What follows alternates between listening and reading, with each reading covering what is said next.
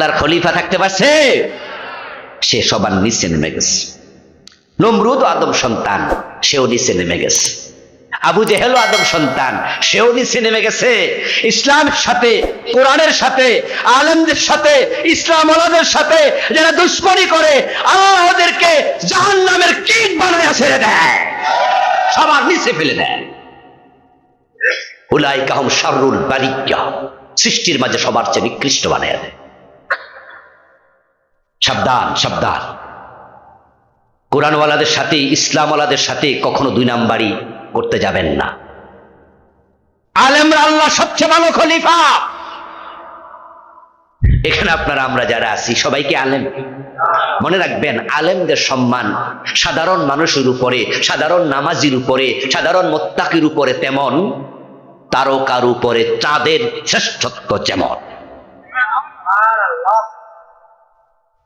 নবীজি বলছেন, হ্যাঁ, ফাদ্দুল আলেম আলাল আবিদ কাফাদ্দিল কামার লাইলাতাল বদর আলা সাইরিল কাওয়াকিব। একজন আলেমের সম্মান, সে আল্লাহর ভালো খলিফা, ইলমওয়ালা খলিফা, তার সম্মান পূর্ণিমার রাতের চাঁদের সম্মান যেমন, তারকার উপরে ঠিক অনুরূপ। আর সে জুনায়েদ বাবুনগরী রহমতুল্লাহি আলাইহির মতো হাটহাজারী মাদ্রাসার শাইখুল হাদিস, উনাকে ধরে নিয়ে রিমান্ডে নিয়ে পিটাইয়া হাঁটু ভেঙে দিবা, হাঁটু লুজ বানাইয়া ফেলবা। আল্লাহ সাইদির মতো লোকটাকে 13টা বছর জেলে পচাবে, শেষ পর্যন্ত পয়জনিং করে হত্যা করবে। আলেমদের বুকে সপ্রচ্ছতরে গুলি করে হেফাজতের আলেমদেরকে মারবে। আল্লাহ সহ্য করবে এটা না, তোমাদের করে লাঞ্ছিত করে ছেড়ে দিয়েছে।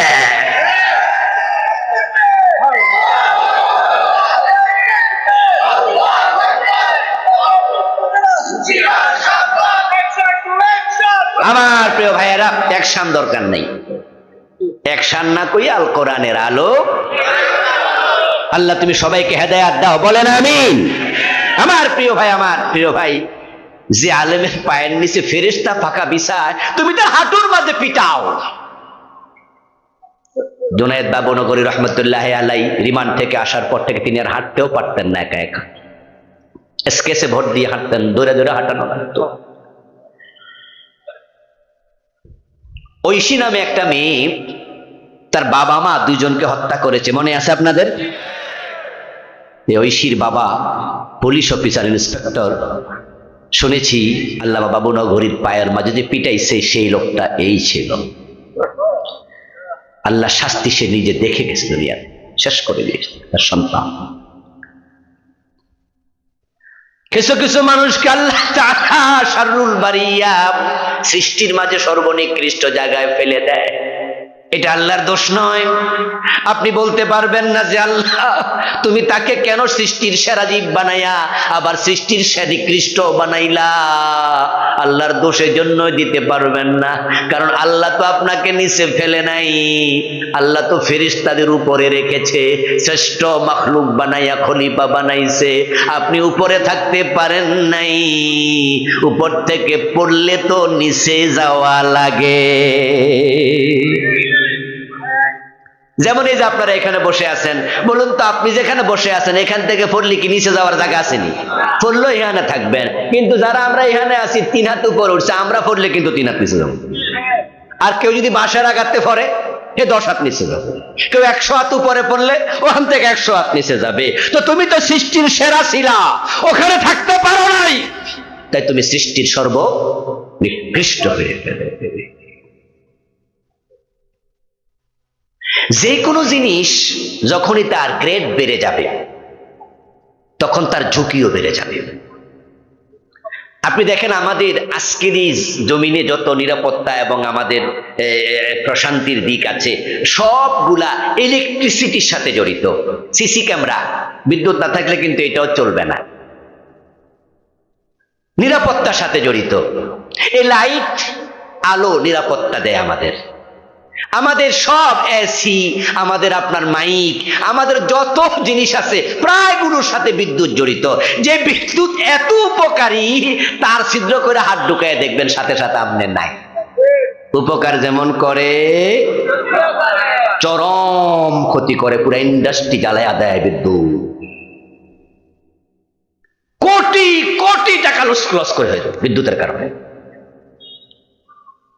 আপনি সাইকেল থেকে অ্যাক্সিডেন্ট করেন, তাহলে দেখবেন যে ব্যারেক দিয়া খাড়ায় ঠ্যাং নামাইয়া দিবেন, কিছু হইব না। সাইকেল কাইতে পড়ছে, আকরাল্লাহ গুতা খাইছে, তাও বেশি কিছু হয় না, এই সামরা মামরা একটু উঠতে যায়। কিন্তু দাম যদি বাড়ে, আপনি এবার হুন্ডা কিনছেন, 2 লাখ টাকা দাম বাড়ছে, আপনারও একটু ভিআইপি ভাব হয়েছে, অ্যাক্সিডেন্ট করলে ঠ্যাং ভেঙে যায়। প্রাইভেট কার কিনছেন, এখন তো আপনার কাছে মনে হচ্ছে এলাকার চেয়ারম্যান নির্বাচন করলো আমি, আপনার দাম বাড়ছে, অ্যাক্সিডেন্ট করলে মরে যাবেন, জীবনের ঝুঁকি হয়ে যাবে। আর যদি পার্সোনাল হেলিকপ্টার থাকে, পার্সোনাল বিমান থাকে, তাহলে আপনি সমাজের ভিভিআইপি হয়ে যাবেন। অ্যাক্সিডেন্ট করলে লাশও খুঁজে পাওয়া যায় না, জ্বলে যায়, পুড়ে যায়। যে জিনিসের দাম বাড়ে, সতর্ক তো হও, না হয় বিপদে পড়ে যাবে। দাম আল্লাহ দিয়েছে ফেরেশতার উপরে। খেলাফতের দায়িত্ব শিখো, বোঝো, মানো, নচেত চলে যাবে সবার। খলিফার দায়িত্বটা কি? খলিফার দায়িত্ব নাকিমুদ্দিন ওয়ালা তাতাফাররাকু ফি। খলিফার দায়িত্ব দুখুলু ফিস সিলমি কাফা।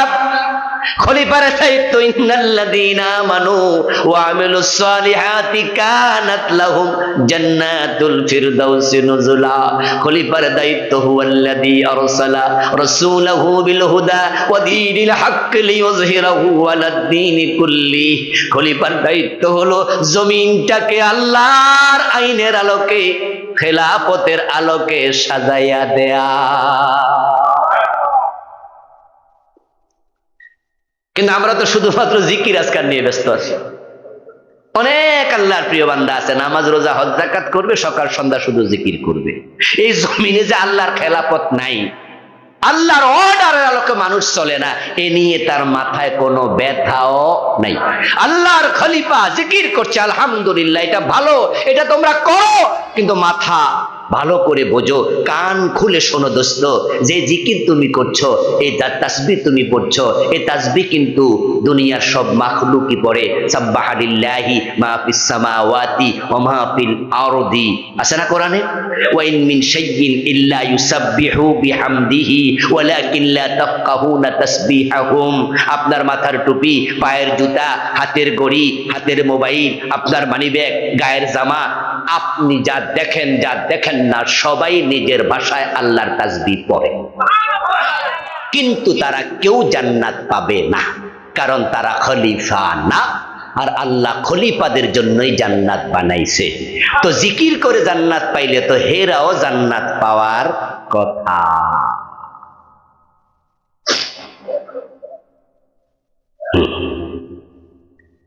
আল্লাহ 2-4টা কথা শুনতেছেন, আপনি ভাবছেন যে আমি তো আল্লাহর কথা শুনে নামাজ পড়ি। আরে ভাই, আল্লাহর সিজদা আপনি একা দেন না। আন নাজমু ওয়াস শাজারু ইয়াসজুদান। সিজদা তো গাছ গাছালিও দেয়, তারকাও দেয়, কাণ্ডযুক্ত গাছ, কাণ্ডবিহীন গাছ, তারাও আল্লাহকে সিজদা দেয়। তো সিজদা দিলে না জান্নাত পাওয়া গেলে, তার সূর্য তারকা তারাও তো সিজদা দেয়, তারা তো জান্নাত পাবে না। আল্লাহর খলিফা যেই সমাজে থাকে, সেই সমাজে সুদ কেমনে চলে? আল্লাহর খলিফা যেই দেশে থাকে, সেই দেশে চুরি করে কেমনে, ডাকাতি করে কেমনে বাঁচে? আল্লাহর খেলাফত হলো আল্লাহর আইনে সমাজ চালানো, দেশ চালানো, নিজে চলা, পরিবার চালানো। এখন আল্লাহর আইনে তো আছে চোর ধরে হাত কাটো, ডাকাত ধরে শুলে দাও, জেনা করলে 100 বেত লাগাও। আমার রাসূলের হাদিসে তো আছে মদ পান করলে 80 বেত লাগাতে হবে। আল্লাহর আইনে তো আছে লাহুল খালকু ওয়াল আমরু, সৃষ্টি যার, আইন চলবে শুধু তার। আল্লাহর আইনে তো আছে ইনিল হুকমু ইল্লা লিল্লাহ, আল্লাহ ছাড়া কারো আইন মানা যাবে না। আমাদের দেশে কি চোর ধরে হাত কাটে কেউ? মদ খাইলে 80 বেত লাগায়, জেনা করলে 100 বেত লাগায়। তো আল্লাহর খলিফা খেলাফত কই? খেলাফত তো নাই জমিনে। তোমরা জমিনে থাকতে সুদী ব্যাংক কেন চলবে? ঘুষ কেন লেনদেন হবে? এগুলো আমরা জানার পর আমরা চুপ করে আছি, আমরা প্রতিবাদ করছি না। অথচ আল্লাহর বক্তব্য সিবগাতাল্লাহ ওয়া মান আহসানু মিনাল্লাহি সিবগা, ও আল্লাহর খলিফারা, তোমরা আল্লাহর রঙে রঙিন হও। আমাদের দেশে বিভিন্ন দরবার আছে না, পীর সাহেবের দরবার, বুঝতে সহজ হবে। ওই দরবারের কি খলিফা আছে না? দেখবেন পীরের দরবারে পীর যেমন তার খলিফারা হয় ঠিক এমন। যে পীরের দরবারে ঢোল আছে, তবলা আছে, তার মুরিদ এবং খলিফার দরবারেও ঢোল আছে। যেমন মাইজবান্ডারের পীরের ওখানে ঢোল নাই, উনার খলিফা উনার মুরিদদের বাড়িতে ঢোল নাই। সচ্ছিনায় কি ঢোল আছে? সচ্ছিনার কোন খলিফা তার মুরিদের বাড়িতে ঢোল আছে? দেখবেন এটাই নিয়ম, যে পীর যদি পাস করলে টুপি মাথার দেয়, দেখবেন তার খলিফা তার মুরিদরা পাস করলে মাথায়। সচ্ছিনা যারা পড়ে দেখবেন যে তাদের গলার জামা কি আমার মতো এরকম, তাদের এখানে কেমন জানি একটা এরকম করে বানায়। পীর সাহেব কলার সারা জামা পরে, তার সকল খলিফা সকল মুরিদরা তাকে ফলো করে। এখন আমরা আল্লাহর খলিফা, এবার আওয়াজ দিয়ে বলুন তো, দুনিয়ার পীরকে তার খলিফা যদি ফলো করে, আল্লাহর খলিফার আল্লাহর কোরআন ফলো করা দরকার আছে না নাই?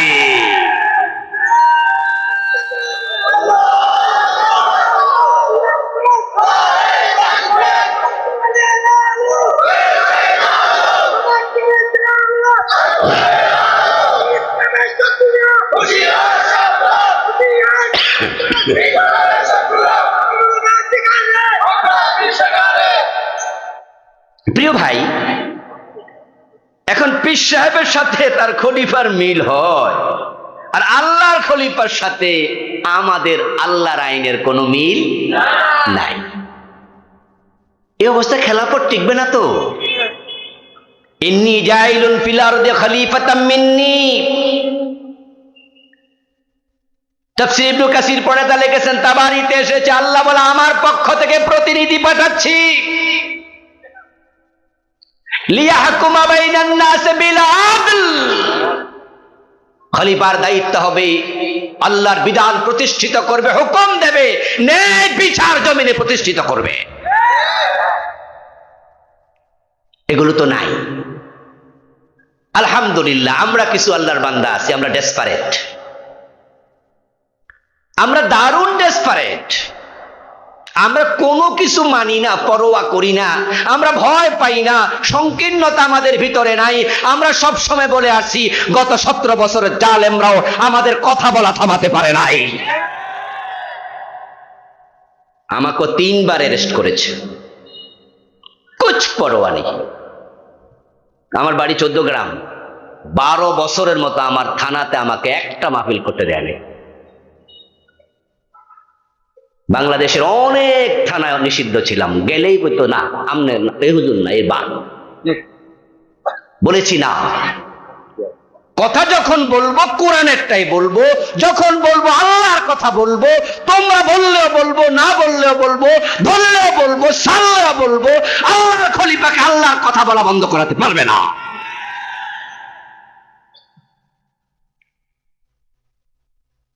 আল্লামা সাইদি রহমতুল্লাহ আলাইকে জেলখানায় প্রস্তাব দেওয়া হয়েছিল যে আপনি যদি ইসলামী আন্দোলন থেকে দূরে থাকেন আপনাকে আমরা ছেড়ে দেব। উনি বলেছেন না, অসম্ভব। এই বিষয়টা আমি শুনেছি বাইদা ভাই। শোনার পরে আমি তো জেলখানায় ওনার সাথে দেখা করেছি। একবার ওনার সন্তানদের সাথে, পরিবারের সাথে আমি কাশিমপুর কারাগারে গিয়ে দেখা করে আসছি, সামনাসামনি বসে 17-18 মিনিট কথা বলেছি। হুজুর কপালে আমার চুমু দিলেন, আমিও হুজুর অনুমতি নিয়ে কপালে চুমু দিলাম। হুজুর আমাকে নিউডলস নিজ হাতে চামচ দিয়ে খাইয়ে দিলেন। তো আমি বলি, হুজুর আমি একটু আপনারা খাওয়াই দিই। দেও। তখন আমিও খাওয়াই দিলাম। আমি কনফিউজ ছিলাম যে প্রস্তাবটা কি আদৌ দিয়েছে। তোরার বড় ছেলে শামীম সাইদি, বুলবুল ভাই তো মারাই গেলেন। তা আমি জিজ্ঞাসা করলাম একদিন, শামীম ভাই এই কথা কি সত্য? শামীম ভাই বললেন যে হ্যাঁ, আব্বুকে প্রস্তাব তারা দিয়েছিল। আব্বু না বলার কারণে মিন্টো রোডে ডিবির হেড অফিসে আমাকে ডেকে নিয়েছে। একই দিনে আল্লামা জাফরি ওস্তাদকে ডেকে নিয়েছে, হুজুরের বেয়াই কামালউদ্দিন আব্দুল্লাহ জাফরি হাফেজাহুল্লাহ। বললো হুজুরকেও নিছে, আমাকেও নিছে। কেন নিছে বলে নাই, বলছে একটু আসেন। তো গেলাম, যাই দেখে আব্বাও হাজির, সাইদি সাহেব আনছে। তখনও ফাঁসির অর্ডার হয়নি, ফাঁসির অর্ডার হওয়ার আগের কথা, যখন জেলে ছিলেন, বিচার চলছে। উনি বললেন যে আমাকে নিয়ে বলল যে আমরা হাই অথরিটি থেকে নির্দেশনা পেয়েছি, হুজুর যদি ইসলামী আন্দোলন যেটা করে ওই সংগঠনের নাম বলল, এই দল থেকে উনি ইস্তেফা দেয়, পদত্যাগ করে, তাহলে আমাদেরকে জানানো হয়েছে যে উনাকে ছেড়ে দেয়া হবে, কিন্তু উনি আমাদের প্রস্তাব রাজি হচ্ছেন না। আপনাকে দেখেছি, আপনি ওনার এখন বড় ছেলে, আপনি একটু বুঝান, আপনি একটু বুঝাইয়া কম, রাজি হইলে তো ভালো, ছাড়া পেয়ে গেলেন। আমি বললাম যে তাহলে আপনি কি বললেন হুজুরকে? আমি হুজুরের কাছে তো যাই নাই, উনাদের মুখের উপর বলে দিছি যে আব্বার কাছে কথা বলার সাহস আমার নেই।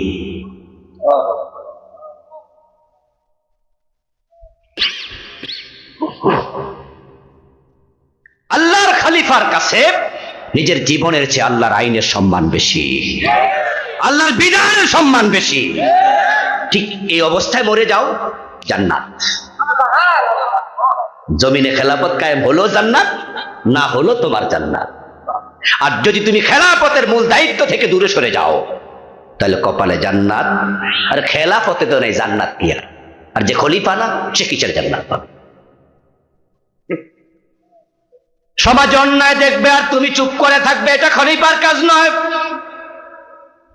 খলিফা যেখানে থাকবে তারা অন্যায়ের প্রতিরোধ করবে, ন্যায়ের আদেশ করবে, তা'মুরুনা বিল মা'রুফি ওয়া তানহাউনা আনিল মুনকার, এটা খলিফাদের দায়িত্ব। এখন আল্লাহর জমিনে আল্লাহর আইন চলে না, এর চেয়ে বড় অন্যায় হতে পারে না। জমিনটা কার? আওয়াজ দিয়ে বলুন, জমিন কার? আইন চলবে কার? 54 বছর আল্লাহর আইন কি একদিন চলেছে? তো তোমরা চুপ কিভাবে আছো? আল্লাহর খলিফা চুপ থাকো কিভাবে? আমি আমার বাবার আইনের কথা বলছি না, আমার দাদার কথা বলছি না, আমি আল্লাহর কোরআনের আইনের কথা বলছি। খলিফা হিসাবে আমি যদি বলতে পারি জান্নাতের আশায়, এই ব্যাপারে আপনারও কথা বলা দরকার আছে না নাই? তবে আমরা আশাবাদী, একটা চেঞ্জ আসতেছে বাংলাদেশ। আমরা আশা করছি আমরা মাথা তুলে দাঁড়িয়ে গেলে আগামীর বাংলাদেশ কোরআনের বাংলাদেশ হবে।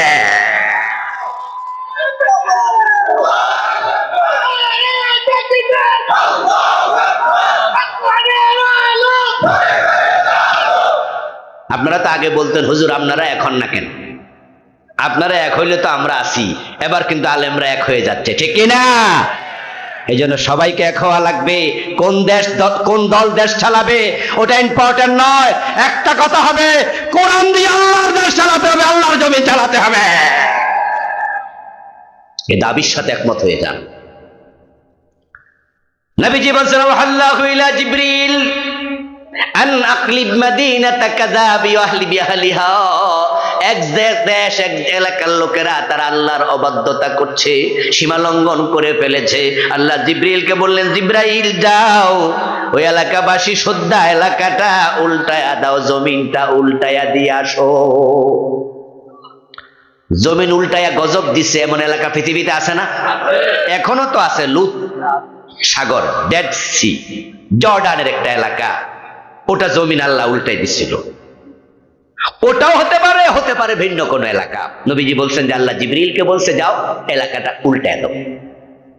জিবরিল আমিন গেলেন, গিয়ে দেখেন যে সেখানের মসজিদে এক ব্যক্তি ইবাদত করছে, নামাজ পড়ছে, সালাম ফিরিয়ে জিকির করে, কিছুক্ষণ পর আবার দাঁড়িয়ে নামাজ পড়ে। জিবরিল আমিন ভাবতেছেন এখন আল্লাহর এই বান্দাকে কি করি, জমিন যদি উল্টায়া দেই সেও তো গজবে পড়ে যাবে, এখন কি করা? আমলনামা দেখে অবাক। আল্লাহকে বলছে, ইয়া রব ইন্না ফীহিম আবদাকা ফুলানান লাম ইয়াসিকা তারফাতা আইনিন। আল্লাহ এই এলাকায় তোমার এক বান্দা আছে, আমলনামায় দেখি সে 1 সেকেন্ডের জন্য কোনো গুনার কাজ করে নাই, এত ভালো মানুষ, এখন হেরে কি করি? আল্লাহ কয় আকলিভা আলাইহি, জমিনটা আগে তার উপর উল্টাও।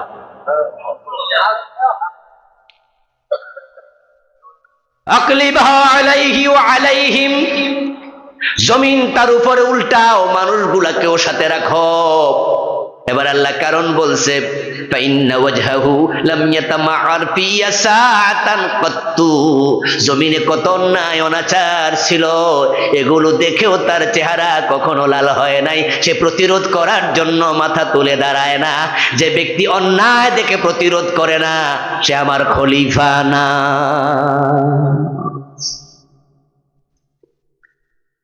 জিকির তো সব মাখলুকই করে, তাসবিহ তো সবাই পড়ে, পাখির কিচির মিচির, ভ্রমরের গুঞ্জরণ, বাতাসের শনয় শনয় শব্দ, ঢেউয়ের কলকল ধ্বনি, কুকুরের ঘেউ ঘেউ, বিড়ালের মেও মেও আপনার কাছে মনে হতে পারে অর্থহীন।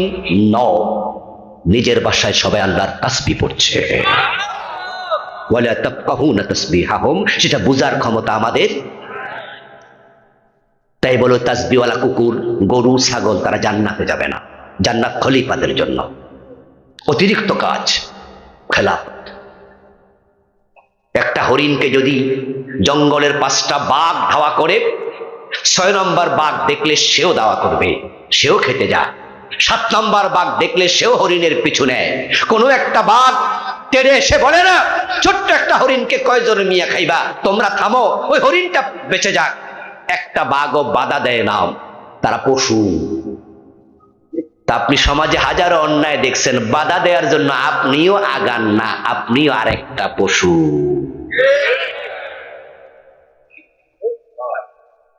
আস-সাকিতু আনিল হাক্কি শায়তানুন আখরাস। হক বলবেন না, অন্যায়ের বিরুদ্ধে প্রতিরোধ করবেন না, চুপ করে থাকবেন, আপনি বোবা শয়তান হওয়া লাগবে। এজন্য আসুন আমরা আল্লাহর প্রকৃত খলিফা হই, জমিনটাকে আল্লাহর খেলাফতের রঙে রঙিন করি।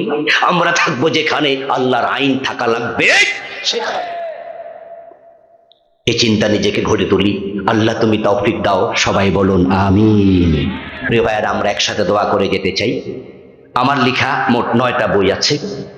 একটা শিরিক নিয়ে লিখেছি, 29টা শিরিকের মাঝে আছে। আরেকটা বেদাত নিয়ে লিখেছি, সমাজে 38টা চলমান বেদাত আছে।